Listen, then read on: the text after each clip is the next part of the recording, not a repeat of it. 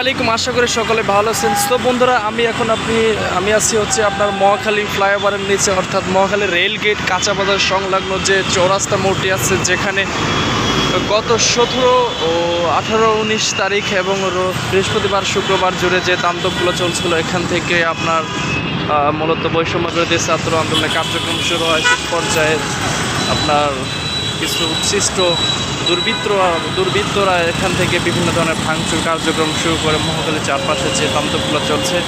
তখন দেখতে পাচ্ছেন চারপাশে কোনো পুলিশ নেই। আপনার বিভিন্ন ক্যাডেট স্কুল থেকে আপনার আগত শিক্ষার্থী ভাইরা এবং বিভিন্ন ইউনিভার্সিটির শিক্ষার্থী ভাইরা বিভিন্ন টিম ম্যানেজমেন্ট করে এখানে অত্যন্ত সুন্দরভাবে আপনার ট্রাফিক পুলিশের দায়িত্ব পালন করে যাচ্ছেন। গাড়ি অনায়াসে চলছে। তো বন্ধুরা, একটা কথা বিশেষ করে বলতেই গেলেই নয়, না বললেই নয়, যেটি হচ্ছে স্বাভাবিক গতিতে আপনার যখন দিনগুলো স্বাভাবিক ছিল, আপনার গত 15-16 তারিখের আগ থেকে, অর্থাৎ গত মাসে, তখন রাস্তায় যানজটের পরিমাণ ছিল অত্যন্ত প্রচুর পরিমাণে, যা এখন রাস্তা গাড়ি চলাচলের হার খুবই কম।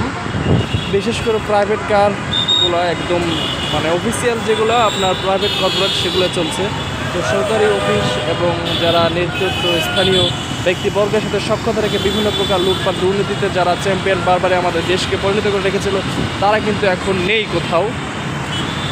তো গাড়ি কার্যক্রম অর্থাৎ গাড়ি চলাচল খুবই সুন্দরভাবে চলছে। কোথাও কোনো প্রকার জ্যাম এবং উচ্ছিষ্টতা নাই। বিশেষ করে আপনার এখানে আপনার এদিক সেদিক হলে আপনার ট্রাফিক পুলিশটা মানুষের কাছ থেকে হাতিয়ে নিচ্ছে বেশ কিছু টাকা, 50 টাকা 100 টাকা দিয়ে শুরু করে আপনার কমান্ড অনুযায়ী টাকা। এখানে দেখতে পাচ্ছেন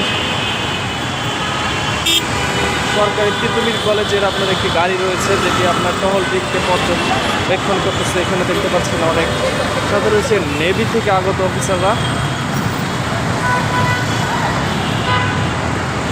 চারপাশে মনোরম পরিবেশ, সুন্দর পরিবেশে আপনার গাড়ি চলতেছে।